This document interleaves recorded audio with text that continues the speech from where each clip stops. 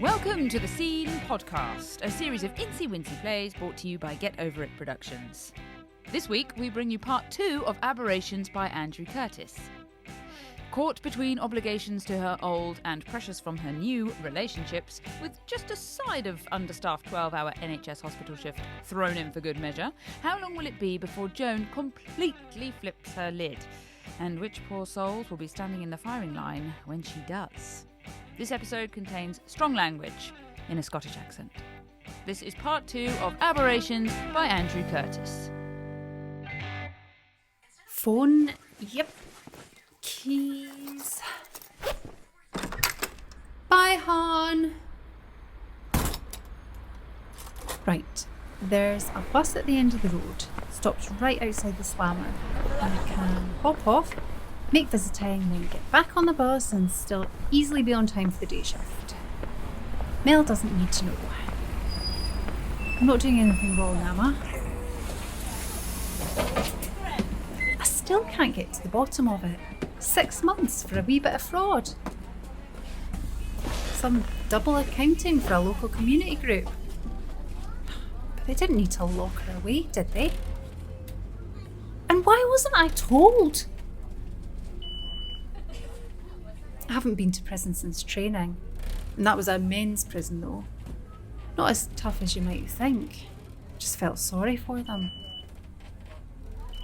For Christ's sake, mate. Hello! Yes, you! There's a girl there with a gut like James Corden. She's got about 2 weeks till she drops. I suggest you let her sit down, take the load off. Oh. I'm getting off too, love. Yeah, I'm visiting as well. Sorry, mate. Don't worry, girl. I'm a nurse. If Babby comes early, I'll pluck him out on the visiting room floor. Come on.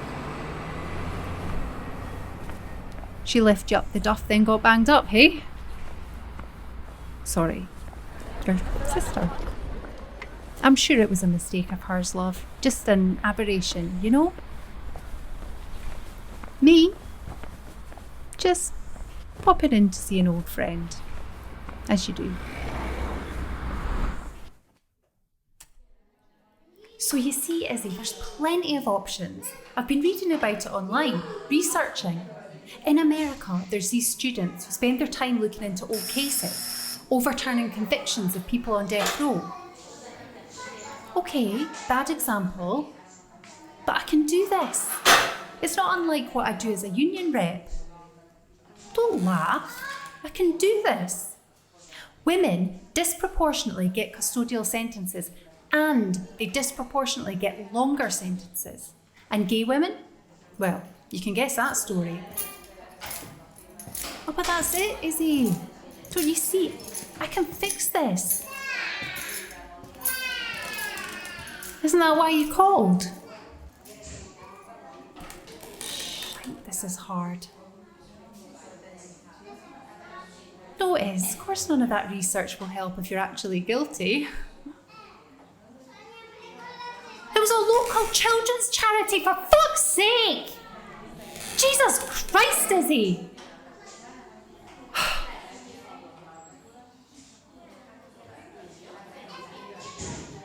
You remember that time we went to Sardinia? That hotel. The pool. The tub. Us doing endless Rod Stewart karaoke. Sex on the beach. The mind-blowing cocktails. Oh, and the food. Fuck. The only time I've been to Italy, a dream holiday. Then we get to reception as we're checking out, and your card's blocked. Of course it was. You told me it was prepaid. Your treat. There'd been an offer. Should have known. I was nuts to go with you, to have listened. You wanted to treat me, so you didn't want to tell me there was no money. I'm still paying off the loan to cover that trip. I know you don't want to hear. You never want to hear, do you? It's okay. I'm calm, honest. Fuck is, I worked so hard. I'm always broke, and here I am, still paying off the 29.9% APR on the dream of 5 years ago. Okay, rant over. Man, what are we gonna do with you, girl? I do miss you, you know. Every morning before I leave the flat, I think of you. No matter how dead to the world you were, you'd suddenly appear, kiss me goodbye. Or if we were starting a shift together, you'd materialise by the door looking immaculate, saying, "What took you so long, bitch?" Fuck. I can't believe how much I miss you, babe. Miss the good times. What a mess. Look, I can't do this anymore. I understand you never open letters from the banks or creditors or from me. But you might want to find out if the General Medical Council has thrown you out on the streets too. And who could blame them, eh?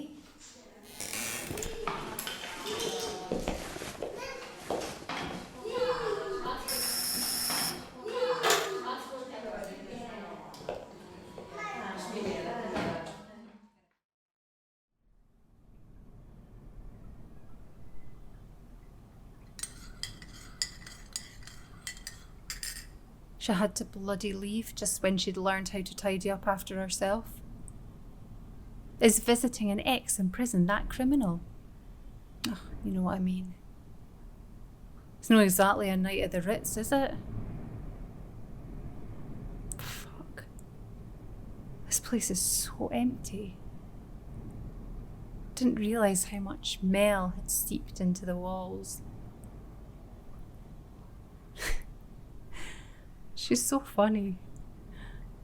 I'd laugh so much I'd almost piss myself. It's so quiet now. Right then. I'm not allowed to call Mel for a week. Her rule. Christ. Only a week ago she instigated the baby conversation. Not directly, of course. But these conversations rarely are direct, are they? Not at first. They start about something else, a joke, then all of a sudden neither of you are laughing. I was like, can't we just get a dog? She didn't laugh. She just said, didn't you and Izzy ever talk about kids?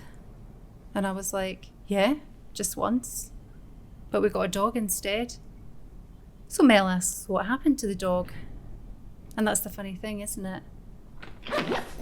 Izzy only went and lost it, didn't she? At least Mel left the wee hook thing for the keys. Wonder where she went. Maybe I can see her point. I don't like secrets either. But it was a pretty unusual situation, don't you think? Ugh. Why is there always a young gym-bound male sitting in a priority seat? Excuse me? You may not have noticed, but you're sitting in a priority seat. The next station is St James's Park.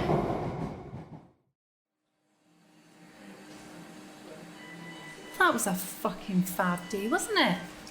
They think we're at 95% bed occupancy. They think. No one is quite sure. 2 people have died on me, and I've got to be all smiles at this bloody reconciliation dinner thing with Mel. I really want this to happen. I just don't know why we need to do the reconciliation thing. Can't we just cut to the chase? We could just go home, make my flat look like it's been burgled, and it'd be like she never left. No need to spend 50 quid on dinner over it. Donna didn't make it. You're fuck all use, Rodney. And you're not coming back with me this time. Come on, you fucker, get in the bin! How did I end women/IT consultant. I mean, Mel, what does that even mean? Fuck. Must be a hell of a lot easier than this shite. Okay, Johnny girl, repeat after me. Do not get pissed and talk about politics. Do not get pissed and talk about politics. Do not get pissed and talk about politics. Come on now. Let's go.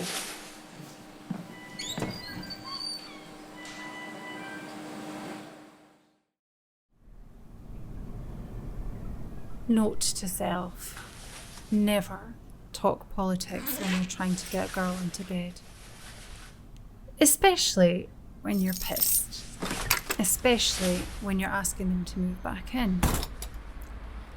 Old Big Mouth strikes again. Fuck, man. Fuck. It appears I'm on my final strike. I'll call her tomorrow. At least I don't have to lie about where I'm going today. Visiting time, then a 12-hour shift. Fantastic. This is the final visit. Izzy's stuff is in storage. I've sorted it. That's me done. Visiting Izzy, sorting her shit out, whining and dining, an amusing but angry millennial, working my arse off in the midst of a bed and funding crisis. And I really need to call my ma. There's something Dad wasn't telling me. No problem. Oi, you, mophead. Give your seat to that old granny for fuck's sake. I'm here to see Isabel Jackson. Yes. There must be some mistake. Check your list there. Well, she couldn't have got out yesterday. She would have told... Mother fucking bitch.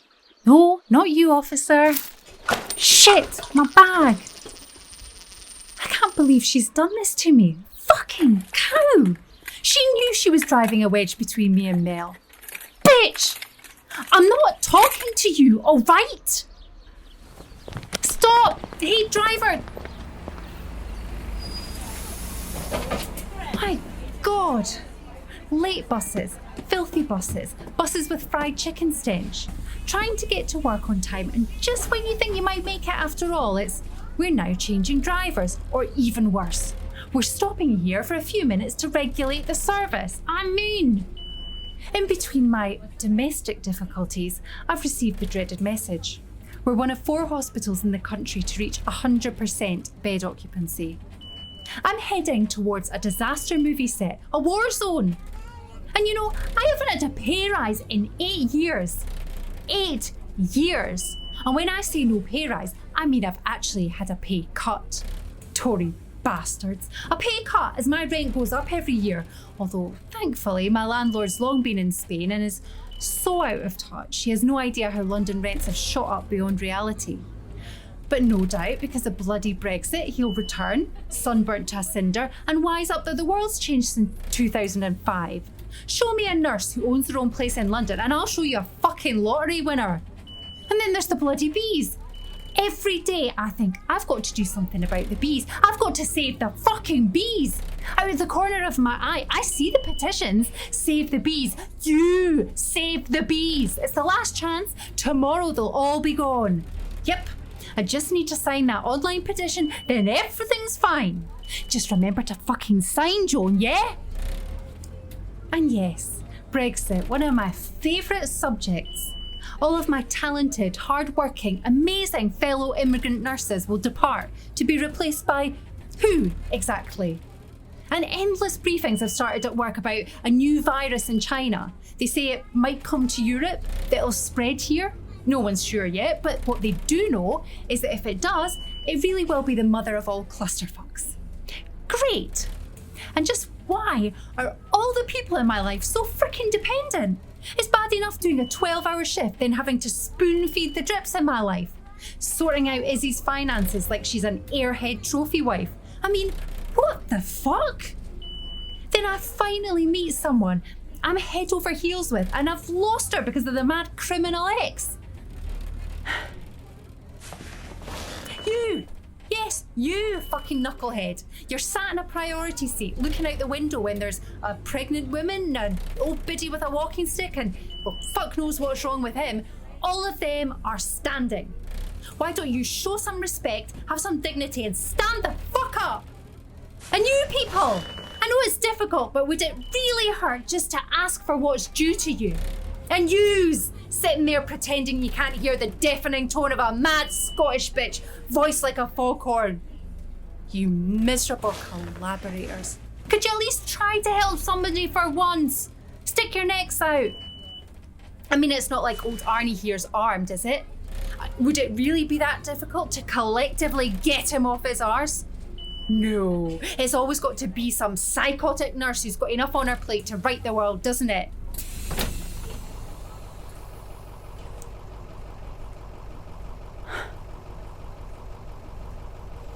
I think this is my stop. Good. Perhaps you might want to think about what I've said. You can't be late for this job. It just doesn't work. Focus, Joan. Focus. Mel, it's me. Don't hang up. How are you doing? Me? I'm not so good. Sorry, I was so wrecked last night. It was just that. Just come home, messy girl. Please, hon. I miss you. Come back to your jolly Scottish nurse. I'm not going to beg. Okay? Okay, I'm on my knees here. Seriously, I am.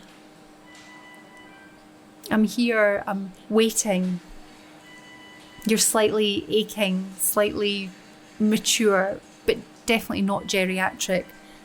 Slightly begging, and always very intense do-gooding, but very hot nurse.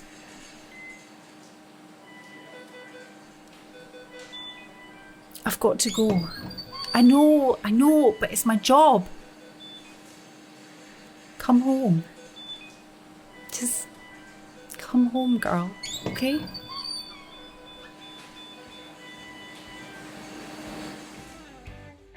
Aberrations by Andrew Curtis starred Helen Jessica Liggat as Joan. Our season jingle was strummed by McGrath, Emma McGrath. Her latest EP, Settled in Motion, is out now, and you can listen to it right now if you want, via her website, emmamcgrath.co.uk. Say you come over, cheer me up, won't you? Tell me you love me, drop by to see me. Once in a while, once in a while. Thanks for listening to the Scene podcast.